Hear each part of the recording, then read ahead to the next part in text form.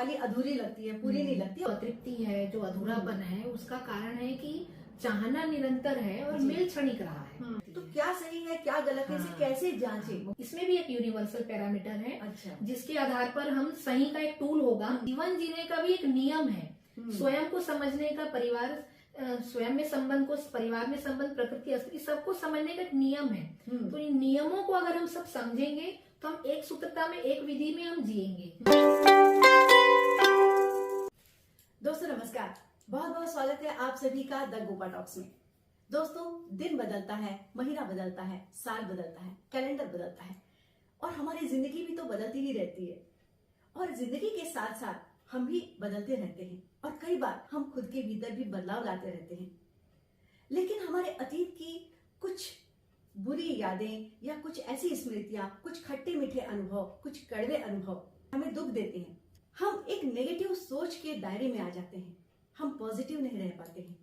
तो आज हम इसी विषय पर बातचीत करने जा रहे हैं कि हम किस तरह पॉजिटिव बने रहें। और इस विषय पर चर्चा करने के लिए आज हमारे साथ जो अतिथि हैं, आप उन्हें भलीभांति जानते हैं। जी हाँ, आपको याद होगा हमने एक बार चर्चा में मेंटल हेल्थ अवेयरनेस पर बातचीत की थी। जी हाँ, आप बिल्कुल सही समझे। आज की हमारी गेस्ट हैं डॉक्टर हिना चावड़ा जी। नमस्कार। नमस्ते। बहुत बहुत स्वागत है हिना दी आपका। डॉक्टर हिना चावड़ा NIT रायपुर में फैकल्टी हैं और चेतना विकास मूल्य शिक्षा की टीचर भी हैं। आज हम चर्चा करने जा रहे हैं कि संकल्प के साथ हमें आगे बढ़ना चाहिए। हिना दी बिल्कुल सही कह रही हैं आप। देखो, अगर हम नए संकल्प की बात कर रहे हैं तो वाकई नया ही होना चाहिए। तो उसमें स्वयं को जानना जो है, जैसे मैं ये स्वयं को जानना है, केवल हम दो लोगों की बात नहीं कर रहे हैं। मैं ये मैसेज पूरे धरती के मानव को देना चाहती हूँ कि हम स्वयं को जानने की ओर भी चले हम जी।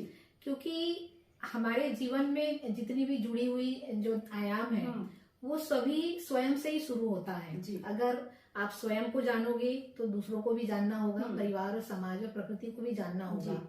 तो जैसे हम स्वयं को जानना शुरू करते हैं तो उससे मेरे माने भौतिक और मानसिक दोनों पक्ष को जानना होगा।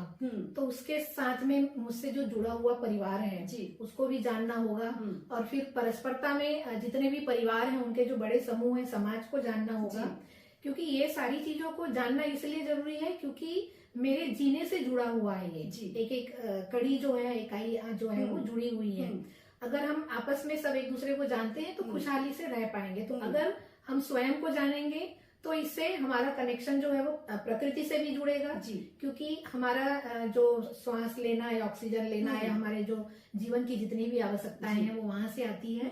तो मुझे लग रहा है कि हमारे जीवन में अगर कुछ नया संकल्प हमको लेना ही है तो क्यों ना हम स्वयं को जानने से शुरुआत करें। स्वयं को जानेंगे तो सभी आयाम भी कवर होंगे ही। और जानना एक ऐसी वास्तविकता है जिससे कि हम हमारे जीवन में किसी भी तरह की कोई दिक्कतें आती हैं तो उसको हम ठीक कर पाते हैं जी। तो मेरी ओर से तो पहला संकल्प तो यही होना चाहिए, हम स्वयं को जाने जी। और भी अगर हम आगे बात देखें तो उसमें हम डेली रूटीन में ये कोशिश करें कि हम जितना ज्यादा हो सके हम वर्तमान में जिए। अगर आज कोई दिक्कतें हुई है किसी के साथ में तो हम कल के समय में उसको भूलने, या तो हम आपस में बात करके ठीक कर ले, नहीं हो रहा है तो उसको लेट गो करें जी। तो कुछ हम लेट गो भी करें और हम वर्तमान में जीना भी शुरू करें और कुछ अपने आप को जाने, दूसरों को जानने के लिए समय दें। तो समय भी देने से भी जो है स्वयं को और दूसरों को जानना हो पाएगा। तो इस तरह से हम बातचीत करने की आदत डालें स्वयं से, दूसरों से। तो स्वयं को जानना जब शुरू करेंगे तो ये सारी जो चीजें हैं वो आपस में जुड़ते जाएगी जी। मतलब हम दूसरों को जानने से पहले और तमाम लोगों को जानने से पहले हम सबसे पहले खुद को जाने, खुद को समझे जी। बहुत अच्छी बात आपने की हिना दी। लेकिन स्वयं को कैसे जाने, उसकी क्या प्रक्रिया है? देखिए, स्वयं को जानना अगर हम कह रहे हैं तो एक स्वयं को हम मानव रूप में देखते हैं तो हम एक शरीर और जीवन के रूप में हैं, सेल्फ और बॉडी के रूप में। तो हम अपने शरीर को जानना का मतलब है कि अपने शरीर की आवश्यकताओं को और उसकी पूर्ति के माध्यम को। जब हम जीवन को जानने की हम बात कर रहे हैं, सेल्फ को जानने की बात कर रहे हैं तो उनकी आवश्यकताएं क्या है, उनकी पूर्ति के माध्यम क्या है, ये हमको पता रहे। दिक्कत कहाँ पर होती है कि हमको जब ये ठीक से पता नहीं रहता है तो हम इसको मिक्स कर जाते हैं कि मैं कौन हूँ, मैं क्या हूँ। तो कहीं ना कहीं हमारी जो भौतिक आवश्यकताएं हैं, जो शरीर की आवश्यकताएं हैं, हम उन्हीं को मैं मान लेते हैं और उन्हीं को मेरी आवश्यकताएं मान लेते हैं, तो वो मिक्स हो जाता है। अच्छा। तो स्वयं को जानने से क्या होता है कि थोड़ा हम दोनों को अलग देख पाते हैं कि ये शरीर की आवश्यकता है, ये जीवन की आवश्यकता है, और दोनों के पूर्ति करने के माध्यम अलग हैं। तो ये दोनों को जब जानते हैं तो फिर ये दिक्कतें नहीं आती है। क्या दिक्कतें नहीं आती है कि हमारा जो जो आवश्यकता है उसको हम अलग अलग ठीक ढंग से देख पाते हैं। कि जैसे भाई अगर हम मेरी आवश्यकता की बात कर रहे हैं तो वो सुख है, तो सुख की हम बात कर रहे हैं तो उसके पूर्ति के स्रोत क्या होंगे। तो अगर हम अलग ढंग से इसको देख पा रहे हैं तो हमको समझ में आता है कि इनके पूर्ति के स्रोत अलग है और शरीर के आवश्यकता की पूर्ति के स्रोत अलग है ना। तो दोनों अलग अलग हम देख पाते हैं। तो इस तरह से हम स्वयं को जानने जाएंगे ना तो दोनों की पूरी गहराई तक पूरी स्टडी होगी जी, है ना। उससे क्या होगा कि हम दोनों को अलग तरीके से देख पाएंगे और दोनों की पूर्ति के स्रोत को भी समझ पाएंगे। हमको ये क्लियर होगा कि ये जो जितना भी भौतिक आवश्यकताओं की पूर्ति हम कर रहे हैं जी, वो मेरी आवश्यकता की पूर्ति नहीं है, वो मेरी आवश्यकता की पूर्ति का एक भाग है, पर मेरी आवश्यकता की पूर्ति सही समझ से होगी, है ना। तो उसमें अगला प्रश्न ये बनता है कि भाई आप माने स्वयं की आवश्यकता किसको बोल रहे हैं। तो वह आपका विश्वास, सम्मान, स्नेह, ये जितने भी मानवीय मूल्य हैं ये सभी मेरी आवश्यकता है जी। तो इसको पूर्ति करने का जो स्रोत है, उस माध्यम जो है वो समझ है, सही समझ। तो कहीं ना कहीं हमारे अंदर में सही समझ का जब हम विकास करते हैं तो हम अपने आप को जान पाते हैं। और एक नियम है कि अगर आप खुद को जान रहे हो तो आप सामने वाले को भी जान रहे हो। अगर मैं मेरे शरीर को समझ रही हूँ इसका मतलब मैं आपके शरीर को भी समझ रही हूँ। अगर मैं मेरे सेल्फ को समझ रही हूँ तो इसका मतलब आपके सेल्फ को भी समझ रही हूँ। तो मैं स्वयं को जानना पर इसलिए जोर दे रही हूँ क्योंकि अगर आप स्वयं को जानोगे तो आप इसके साथ साथ में दूसरों को भी जानोगे। मीन्स परिवार के अपने सदस्यों को भी समझोगे, परस्परता में जितने भी लोग हैं उनको समझोगे। तो हमारे जो डेली रूटीन में जो हमारा कम्युनिकेशन है या जो हमारा जो अपेक्षाएं हैं या जो संबंध है हमारे, उसमें हम एक दूसरे को समझ पाएंगे तो वह तृप्ति पूर्वक हम जी पाएंगे। और जब हम नहीं समझ पाते हैं तो हमारे शिकायतें वहां से शुरू होती है। इसलिए मैं स्वयं को समझने पर जोर दे रही हूँ और इसको समझने की एक लंबी प्रक्रिया, एक समय है। तो थोड़े शब्दों में मैं इतना ही कह सकती हूँ। हिना जी, आपने अभी बीच में बताया कि सुख की बात, तो सुख की परिभाषा हर किसी के लिए अलग है। तो वो सुख क्या है? क्योंकि हम देखते हैं कि हमारे पास सब कुछ होता है, लेकिन हम वो देखते हैं जो हमारे पास नहीं है। हर किसी को अपनी थाली अधूरी लगती है, पूरी नहीं लगती, और लगता है कि उसके पास सब कुछ है, दूसरी की थाली ही सबको भरी हुई लगती है। तो ये जो संतुष्टि क्या है, संतुष्टि का भाव क्या है, और ये जो इसकी क्या सीमा है, सुख की क्या सीमा है, सुख की क्या परिभाषा है? देखो, सुख को अगर आप देखोगे तो हम अपने भीतर में एक बार अपने आप से अगर पूछें तो हम सबको ये तो स्पष्ट होता है कि हमको निरंतर सुख चाहिए, है ना, प्रतिदिन चाहिए, है ना। तो प्रतिदिन सुख चाहिए, पर हमारा जो कार्यक्रम है, हम जो 24 घंटा जो काम करते हैं या हम आजीवन हम जो भी काम करते हैं, तो उसको आप देखिएगा कि हम धन अर्जन ही कर रहे हैं जी, है ना। उससे हमारे घर में धन और भौतिक सुविधाएं ही आ रही है, उससे हम आरामदायक जिंदगी जी रहे हैं, है ना, जिसको हम लग्जरियस कंफर्ट लाइफ बोल रहे हैं। तो उस लग्जरियस कंफर्ट लाइफ से मुझे सुविधा मिलती है, सुख भी मिलता है, पर आप देखना उसकी अवधि क्षणिक रहती है ना, वो हमको निरंतर नहीं मिल पाता है। तो हमारे अंदर में जो थोड़ी जो अतृप्ति है, असंतुष्टि है, उसका कारण जो है वो हमारे अंदर में निरंतर सुख का अभाव के कारण ही है। तो हमको ये देखना होगा कि हमको सुख की आवश्यकता निरंतर है, पर मेरे कार्यक्रम से जो मुझ तक जो पहुंच रहा है, मेरी आवश्यकता की पूर्ति में जो भी कर रहा हूँ वो क्षणिक हो रहा है ना। तो इसमें क्षणिक इसलिए हो रहा है क्योंकि वो भौतिक है और वो भौतिक आवश्यकता की पूर्ति करेगा, उनकी जो लिमिटेशन है वो लिमिट है। तो इसलिए हमको भावनात्मक सुख जो चाहिए, निरंतर सुख जो चाहिए, वो विश्वास, सम्मान, स्नेह, परस्परता से मिलेगा और ये हमको समझ से ही मिलेगा जी। तो इसलिए ये जो हमारे अंदर में जो अतृप्ति है, जो अधूरापन है, उसका कारण है कि चाहना निरंतर है और मिल क्षणिक रहा है। तो इसलिए अतृप्ति बराबर बनी हुई है। तो उसको तृप्त करने के लिए निरंतर सुख क्या है, कैसे मिलेगा, इस पर हमको जाने की जरूरत है जी जी। हिना जी, आपने तो ये बता दिया कि हमारे शरीर की आवश्यकता अलग होती है और हमारे जीवन की आवश्यकता अलग होती है। जो शरीर की आवश्यकता होती है वो भौतिक चीजों से होती है, जिसके लिए हम लगातार प्रयास करते हैं और वो क्षणिक होता है। लेकिन जो हमारा जीवन का जो प्राप्ति है वो कैसे बनी रहे, वो उसके लिए क्या करना चाहिए?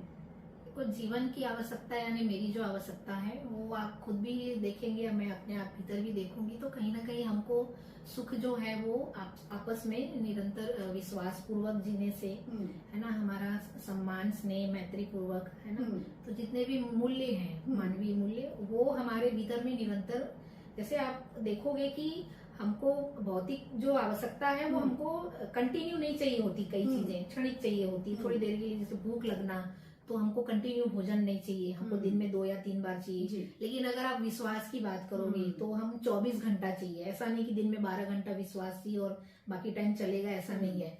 तो आप देखोगे ना, तो हमारा ये कुछ ऐसे मूल्य है, मानवीय मूल्य, जिसकी हमारे अंदर में डिमांड निरंतर है। तो ये विश्वास आपको और मुझको, हम हर किसी को निरंतर चाहिए। सोते समय भी विश्वास, चलते समय भी, 24 घंटा।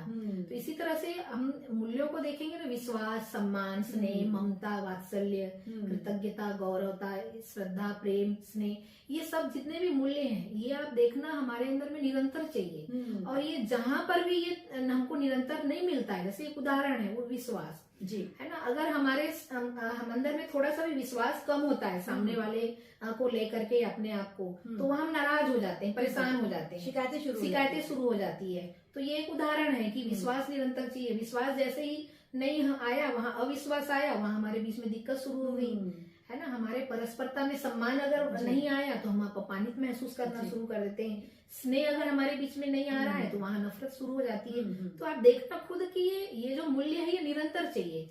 तो हम यानी इसी की बात कर रहे हैं। हाँ, विश्वास और प्रेम, स्नेह, ये सम्मान, ये एक ऑक्सीजन की तरह है जो हमें निरंतर चाहिए, जिसके बगैर हम जी नहीं सकते। तो जीवन की एक सबसे बड़ी आवश्यकता है ये। तो ये हमें निरंतर मिलती रहनी चाहिए। लेकिन इसका मतलब ये तो नहीं कि हमारी जो शरीर की आवश्यकता है, उसके लिए जो हम सुख की प्राप्ति के लिए जो मेहनत करते हैं, जो प्रयास करते हैं, उसको कम कर दें, भले ही वो क्षणिक हो। मैंने आप ये कहना चाह रही कि अगर मुझे विश्वास, सम्मान, स्नेह से निरंतर सुख मिल ही जाएगा तो क्षणिक को छोड़ दें या कम कर दें। देखो ऐसा नहीं है। अगर मानव रूप में हम अपने आप को देख रहे हैं तो हम तो ये कह ही रहे हैं कि शरीर और जीवन दोनों मिलकर के मैं मानव हूँ। तो हमारी दोनों आवश्यकता अनिवार्य है जी, है ना। अगर मुझे भूख लगी है ना, तो हम कितनी भी मीठी बातें कर ले दोनों बैठ के, पर भूख तो लगी है, तो भूख लगी है वो डिमांड अलग है, तो खाना ही चाहिए। तो माने केवल बातें करने से घर में भोजन नहीं आ जाएगा, बातों से पेट नहीं भरता, बातों से पेट नहीं भरता जो हम कहते हैं, सुनते हैं। तो वो इसी तरह से है कि हमारी दोनों आवश्यकताएं हैं, हमको दोनों पे काम करना है। भौतिक आवश्यकता की अपनी सीमा है कि मुझे एक खुशहाल लाइफ, या एक कहना चाहिए कि जिसमें मैं आरामदायक जिंदगी जी पाऊं, जिसमें मैं एक सुखद वातावरण में मैं जी पाऊं, तो उसके लिए भौतिक आवश्यकता जरूरी है। पर ये भी सही है कि घर में कितनी भी सुविधाएं और पैसे आ गए पर हम आपस में हमारी बनती नहीं है, बिल्कुल, तो वहां पर हमारा कहीं ना कहीं जीवन की आवश्यकता की पूर्ति नहीं हुई। तो इसलिए दोनों जरूरी है। हम दोनों को साथ में लेकर चलने की बात कर रहे हैं, छोड़ने की बात हम नहीं कर रहे हैं जी। ऐसा दोनों और इंसान का प्रयास होना चाहिए, एक मानव का प्रयास जीवन के सुख की प्राप्ति के लिए, और साथ ही साथ जो भौतिक सुख जो शरीर के लिए जो आवश्यक है वो। बहुत सुंदर बात आप कर रही हैं। और हमारे दर्शकों को बता दूं कि हम लगातार अच्छे कार्यक्रम, अच्छे प्रोग्राम्स लेकर आ रहे हैं। और हिना चावड़ा दी जो है वो इतना अच्छा बोलती हैं कि मुझे लगता है कि मैं सुनती ही रहूं, मैं अपने सवाल ही भूल जाती हूँ। तो आपके मन में भी कई सवाल उठते रहे होंगे इस बीच, जो मेरे मन में अभी आ रहे हैं, तो आप जरूर कमेंट बॉक्स में से दीजिए। और अगर आपको लगता है कि कोई ऐसे सवाल आपके हैं जो हिना दी से पूछना चाहिए, आप जरूर पूछिएगा।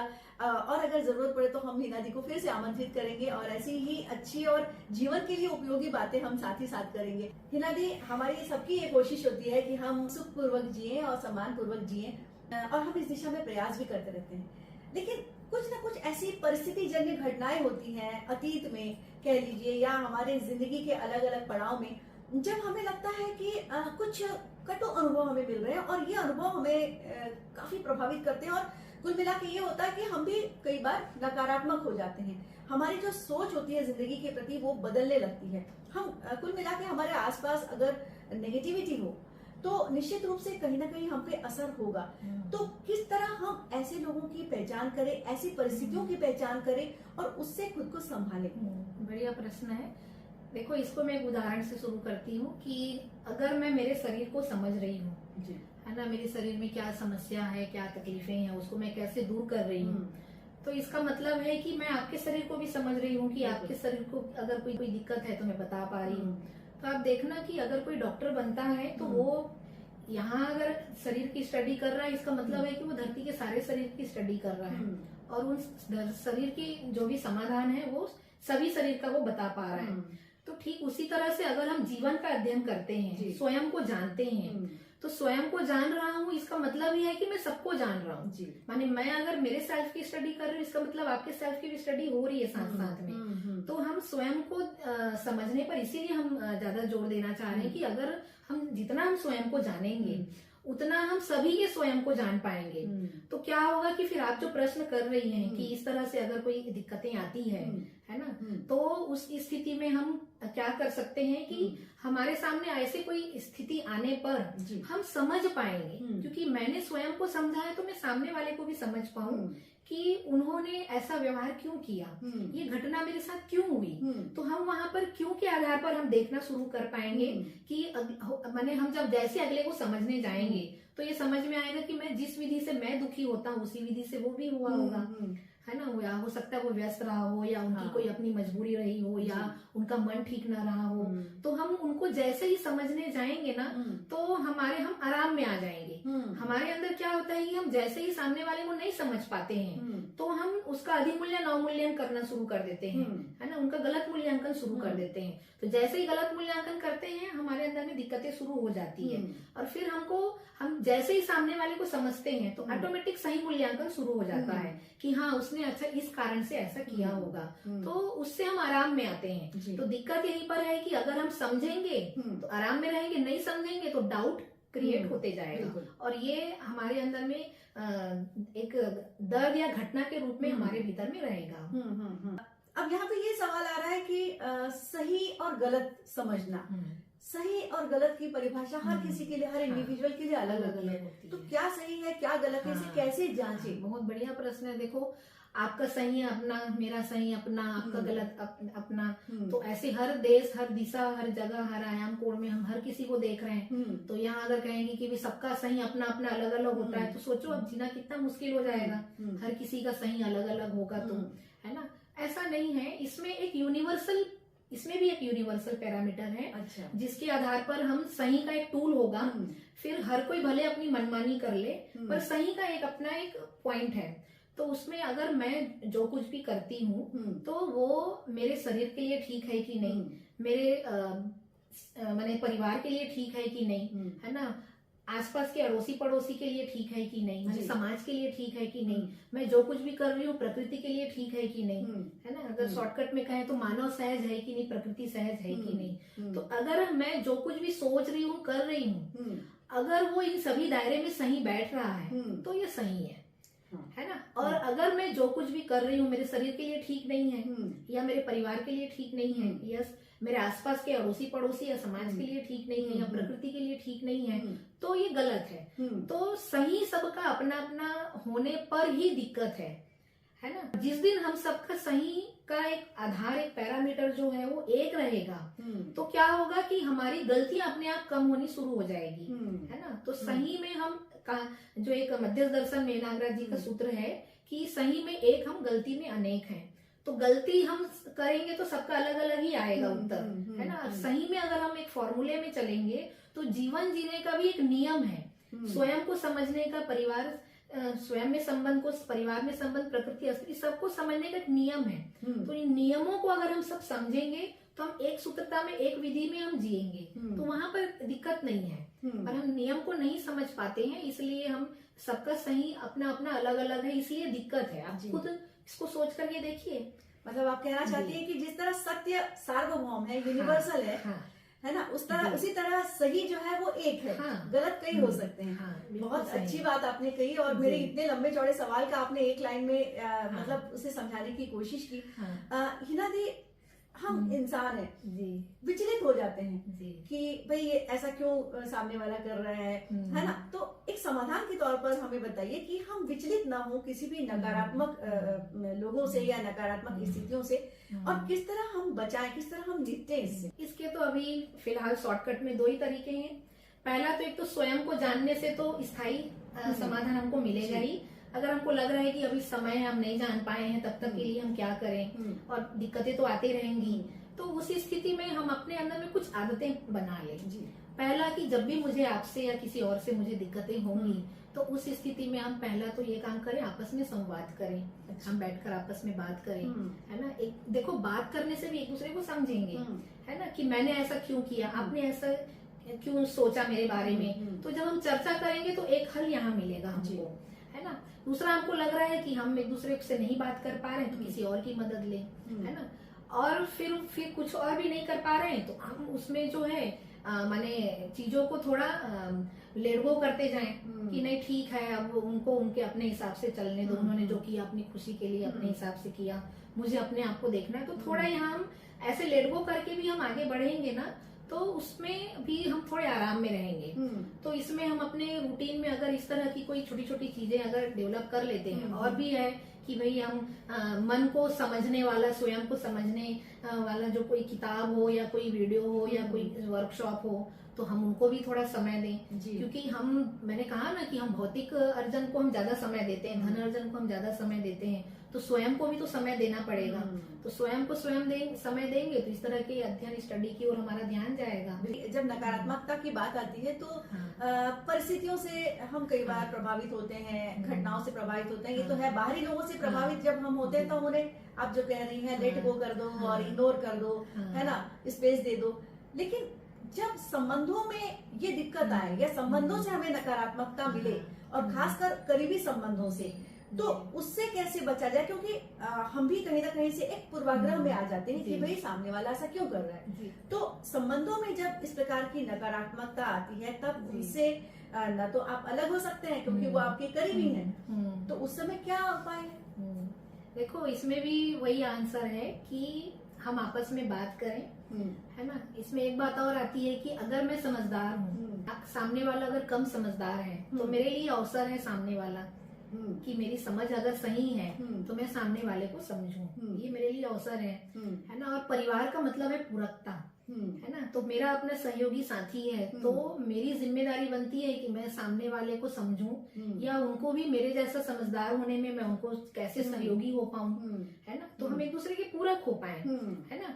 तो एक तो बातचीत से भी ये चीजें ठीक होंगी, समझने से भी ये चीजें एक दूसरे के साथ में ठीक होंगी, और हम ये निर्णय भी ले सकते हैं कि हम लगातार कई सालों से या कई समय से देख रहे हैं, हम कम पड़ रहे हैं एक दूसरे को समझने में, तो हम उन कार्यक्रमों को देखें कि जहाँ स्वयं को समझने का कोई कार्यक्रम है क्या, तो हम उनको जाकर के समय दें, है ना। क्योंकि हर चीज हम बचपन से, जन्म से ही लेकर के कुछ सारी चीजें नॉलेज लेकर जन्म लिए, ऐसा नहीं है, है ना। इसमें तो मैं फिर बात वही शिक्षा पे आती है कि अगर हमारे स्कूल कॉलेजों में अगर आपको एक दूसरे को समझने की क्लास हो गई होती, तो क्यों इतनी हम चर्चाएं भी कर रहे होते, है ना। तो क्लास पर भी जाना पड़ेगा कि भाई हम स्कूल क्यों जाते हैं, कॉलेज क्यों जाते हैं, तो वहां पे भी क्यों ऐसी क्लास ना हो जहाँ पे हम एक दूसरे को समझे, ऐसी कोई किताब हो। तो मानव का अध्ययन, स्वयं का अध्ययन वो स्कूल में कराया जाए, है ना। तो इससे क्या होगा कि जितने भी बच्चे पढ़ के आगे निकलेंगे, अभिभावक बनेंगे, आगे परिवार व्यवस्था में जाएंगे, तो वो समझदार होकर के चलेंगे, तो इस तरह की चर्चाएं की भी जरूरत नहीं पड़ेगी। तो कहीं ना कहीं शिक्षा पर भी जाने की जरूरत है, क्योंकि आप देखोगे तो हमने शुरू में जो बात की थी कि स्वयं को जानने जाते हैं तो परिवार को जानना जरूरी है, परिवार को जानते हैं तो ऑटोमेटिक समाज को जानना होता है। तो जब इस पूरे सिस्टम को जब जानने जाते हैं तो वहाँ शिक्षा व्यवस्था भी आ ही जाता है ना। क्योंकि वहीं से ही हम पढ़ लिख करके आगे हम समाज में इतना जो कार्यक्रम बनता है, डॉक्टर, इंजीनियर और जितने भी फ्रेम बन रहे हैं समाज को, संरचना को खड़ा करने के लिए, तो वो नॉलेज स्कूल से ही मिल रहा है। तो वहां अगर ये सारी चीजें, प्रकृति के नियम, मानव के व्यवहार का नियम और प्रकृति के नियमों का अगर ज्ञान हमको वहां मिल जाए, तो ये सेटअप अपने आप में ठीक होते जाएगा। तो फिर ये इस तरह की जगह संवाद की भी आवश्यकता नहीं होगी। तो कहीं ना कहीं जो है वो इसमें शिक्षा में भी अगर ये चीजें आ जाए तो बहुत बढ़िया हिना हो दी, जाए। जब संबंधों की जी। बात होती है तो वहाँ जी। अपेक्षाएं और उम्मीदें बहुत बड़ी चीज जी। होती है, जी। और हर संबंध एक अपेक्षा के साथ पलता है। चाहे वो पति पत्नी का रिश्ता जी। हो, चाहे जी। माँ बेटे का हो, या जी। किसी भी प्रकार का जी। रिश्ता। जी। तो अपेक्षाओं को आप किस तरह देखती हैं? क्या अपेक्षाएं होना चाहिए? क्योंकि अपेक्षा तो हमेशा ऐसा कहते हैं ना कि कहते हैं, आप अपेक्षा ही मत पालो। अपेक्षा ही आपको मत अपेक्षा पालो। करेंगे या उम्मीदें करेंगे तो आपको दुख होगा। तो आपको क्या लगता है कि अपेक्षा नहीं पालनी चाहिए? ये प्रश्न जब भी निकलता है ना तो लगभग आवाजें यही आती है कि अपेक्षा मत करो, सुखी होना है तो। देखो, ये एक मानव सहज, प्रकृति सहज, ये एक ऑटोमेटिक, एक हम सहअस्तित्व में जी रहे हैं जी। तो एक सूत्र बंधे हुए हैं सब एक दूसरे से, तो अपेक्षा तो आएगी। एक छोटे बच्चे को भी अपने माँ से अपेक्षा रहती है, तो परिवार में ये चीजें आती है।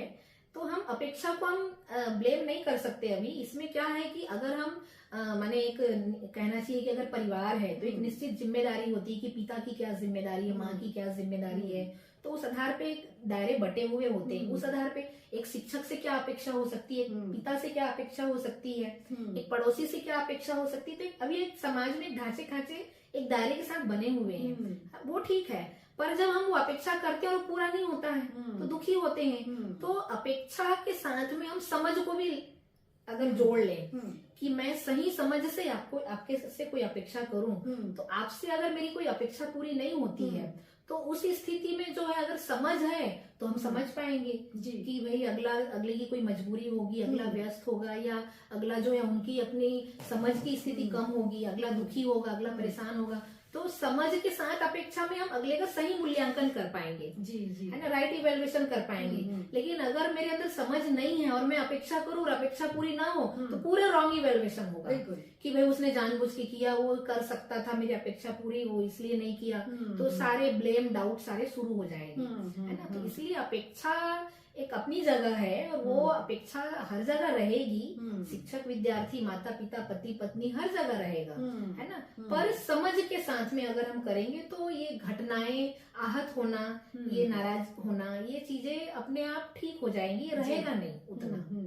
तो कुल मिला के आप ये कहना चाहती हैं कि हम पहले खुद को समझें, अपने संबंधों को समझें। एक और सवाल आ रहा है, मैं पूछूं आपसे? बिल्कुल पूछिए। ये सब चीजें सुनने में मुझे बड़ा ऐसा लग रहा है कि हाँ, आप जो बोल रही हैं उसको मैं इम्प्लीमेंट कर लूंगी, या हमारे जो दर्शक सुन रहे हैं सबके लाइफ में ऐसे ही चीजें, संबंधों के साथ उतार चढ़ाव और तमाम आसपास के लोगों के साथ भी जो एक इंटरेक्शन है वो चलता रहता है। उनसे वो आहत भी होते हैं, खुश भी होते हैं, लेकिन उसको अपने जीवन में कैसे उसे लागू करें, क्या आसान है? देखो, अभी अगर हम कहें कि हमको गेहूं चाहिए, है ना, तो एक दाना हमने खेत में डाला या कोई भी फल का बीज हमने डाला, तो हम ये कहें कि भाई मुझे अगले हफ्ते में फल चाहिए, तो वो नहीं मिलेगा ना। वो एक समय लेगा कि भाई वो 1 साल, 6 महीना लेगा, 3 महीना लेगा, 1 महीना। तो हर चीज की अपनी एक अवधि होती है। तो उसी तरह से अगर हमने समझ लिया कोई चीज तो उसको जीना पड़ेगा, प्रैक्टिस में लाना पड़ेगा, है ना। तो समझ अगर हम इम्प्लीमेंट करना है अपने अंदर तो उसको प्रैक्टिस में लाना पड़ेगा। तो ये एक लंबी प्रक्रिया भी है, समझें और जिए, ये एक लंबी प्रक्रिया है। लेकिन अब यहाँ प्रश्न बनता है कि अभी तो समझे नहीं है, जिए नहीं, और घटनाएं तो 2 घटनाएं हो रही है, तो उस परिस्थिति में कैसे निपटे? तो उसके लिए यही सारी चीजें हैं कि हम, जब तक मैं समझदार नहीं हुआ हूँ, तब तक तो घटना दुर्घटना होगी, तो तब तक के लिए मैं क्या करूँ? तो उसके लिए हमको जो है आपस में बातचीत करना पड़ेगा, है ना। कोई भी आप देखिएगा कि काउंसलिंग क्या चीज है, यही चीज है कि भाई अगर मेरे पास कोई काउंसलिंग के लिए आता है तो वो कहीं अटका हुआ है उनका मन, या कहीं विचार जो है वो उनके इच्छा, विचार, आशाओं में कहीं द्वंद्व है, कहीं उलझने हैं। तो हम क्या करते हैं, बातचीत के माध्यम से उनके उन सूत्रों को अलग अलग ढंग से फैला करके उनको ठीक करते हैं। तो इस तरह से काउंसलिंग में भी यही होता है कि बातचीत से अगला ठीक होता है ना। तो उसी तरह से अगर हम घर में ही आपस में बैठ करके हम बात कर लें तो हम एक दूसरे को और बेहतर ढंग से समझ पाएंगे कि भाई अगला ऐसा क्यों कर रहा है, किस लिए कर रहा है, वो अगला कैसा है। तो हम जितना आपस में जितना संवाद बढ़ाएंगे ना, उतना ज्यादा हमारे बीच में चीजें ठीक होंगी, है ना। और मैं और एक सलाह देना चाहूंगी कि हमको ना अपने डेली रूटीन में थोड़ा विचार ध्यान पर भी फोकस करना चाहिए कि मैं हर पल हर क्षण क्या सोच रहा हूँ, है ना, चलते फिरते उठते फिरते जागते जो है दिमाग में ये रहे कि मेरे विचार कैसे हैं। हम क्या गलती करते हैं कि हमारा ध्यान विचारों पे नहीं रहता है। माने हमारे अंदर में एक मनमानी चलती है, विचार, इच्छा, आशा जितने भी है, माने इमेजिनेशन पावर, थॉट पावर, वो इतने रैंडमली दूर दूर तक फैलते रहते हैं और हम उन विचारों पर हमारी लगाम नहीं रहती है ना। अगर मेरे अंदर में निगेटिव शुरू हुआ, आपके लिए कंप्लेन शुरू हुआ, तो एक महीना, एक हफ्ता या 24 घंटा चलता रहेगा, वहां कोई ब्रेक नहीं है। तो हमको अपने विचारों पर नजर रखनी है कि मैं इनसे परेशान हूँ और मेरी ये परेशानी मेरे दिमाग में अभी कई दिनों से चल रही है। तो हम जैसे ही हमें समझ में आएगा कि दिमाग में चल रहा है तो उसको रोकना है, उसको ठीक करना है, उसको टाइम देना है, उसको समझना है। तो हम अपने विचारों में, इच्छाओं में, कल्पनाओं में जो गलतियां जो घूम रही है, जो नाराजगी, शिकायतें जो पल रही है, उसको हवा ना दे, उसको टाइम ना दे। इसमें एक और एक मेथोडोलॉजी है जिसके हम काउंसलिंग के माध्यम से एक माने कॉग्निटिव बिहेवियर थेरेपी, एनएलपी या न्यूरोप्लास्टिसिटी के नाम से हम कहते हैं। तो इसमें यही चीजें रहती है कि हमारे अंदर में जो दिमाग में जो चीजें बहुत हवा दे रही है, पुश कर रही है निगेटिव ज्यादा सोचने के लिए, तो उनको रोकने के लिए हमको जो है उन चीजों को सही, माने अगर मैंने कंटिन्यू गलत सोच रही हूँ, सही सोच को बीच बीच में बार बार लाना पड़ेगा, है ना। तो जो हम बोलते हैं ना कि मेरे से नहीं होगा, कई दिनों से सोच रहे हैं, तो एक बार हमको सोचना पड़ेगा कि नहीं, मैं कर सकता हूँ। तो अगला बुरा है अगर मैं कंटिन्यू सोच रहा हूँ, तो बीच में ये कुछ सेंटेंस बार बार लाना पड़ेगा कि ऐसा नहीं है। तो हमारे अंदर में विचार पर हम जितना नजर रखेंगे ना, उतना हम बीच बीच में हम पॉजिटिव को बीच में हम एड्रेस करते जाएं, तो धीरे धीरे ये रुकेगा। तो मुझे लग रहा है कि अपने नए संकल्प में आजकल के सभी लोगों को जो है अपने विचारों पर भी ध्यान देना चाहिए कि कुछ भी सोच रहे हैं तो बेलगाम खूब सोचे ना, उस पर भी एक लगाम का मतलब है वहां सही माने विचार है, उसको भी बीच में लाते रहें, तो धीरे धीरे ये ठीक होगा जी, है ना। तो एक तो इसको लाने की जरूरत है। आपने बहुत अच्छी जानकारी दी हिना दी। अपने आप को किस तरह से हम नियंत्रित कर सकते हैं, अपने आप को पॉजिटिव बनाए रखने के लिए मतलब अपनी सोच को भी पॉजिटिव बनाए रखने की बहुत जरूरत है। और साथ में ये बहुत जरूरत है कि हम जो बीती जो बातें हैं, पुरानी बातें हैं जो हमें तकलीफ दे रही है, उन्हें हम भूलने की आदत भी डालनी चाहिए। एक है सहना और एक है समझना, है ना। अगर मेरे को आपसे बहुत मैं नाराज हूँ, तो अगर मैंने आपको नहीं समझा तो मैं सह रही हूँ, तो सहना जो है वो आगे जाकर के मेरे लिए भी ठीक नहीं है ना, और वो आगे जाकर के कहीं किसी क्रोध के रूप में बाहर आएगा। तो ये हुआ सहना। दूसरा है समझना। तो हम अपने रूटीन में ना समझने की भी आदत बनाए। हम समझेंगे कब, जब हम आपस में बात करेंगे, तो हम बात करेंगे तो भी हम समझेंगे। तो समझना की भी हम आदत अपने भीतर में विकसित करने की कोशिश करें। हिना जी, आप यहाँ आई और आपने हमारे दर्शकों को इतनी अच्छी जानकारी दी, और मुझे लगता है कि निश्चित रूप से बहुत अच्छा मार्गदर्शन मिला होगा, और आपको बहुत बहुत पुनः धन्यवाद। नमस्कार। नमस्ते। आज आपने हमारी चर्चा देखी और सुनी और समझी। हिना दी ने बहुत अच्छी बातें हमें बताई कि हम सबसे पहले स्वयं को समझें, क्योंकि जब हम स्वयं को समझ जाएंगे तब हम दूसरों को भी समझने की कोशिश करेंगे, और जब हम सबको समझने लगेंगे तो निश्चित रूप से हमारे जीवन में, हमारे संबंधों में एक रस पैदा होगा, एक रस की उत्पत्ति होगी, समाज में, परिवार में, और हमारे बीच खुशहाली होगी, हमारी सोच सकारात्मक होगी। आप सभी को खूब सारी शुभकामनाएं। आप सभी इन सभी छोटे छोटे टिप्स को फॉलो कीजिए और द गोपा टॉक्स को खूब सारा प्यार दीजिए। अपने दोस्तों के साथ, अपने परिजनों के साथ शेयर जरूर कीजिएगा। नमस्कार।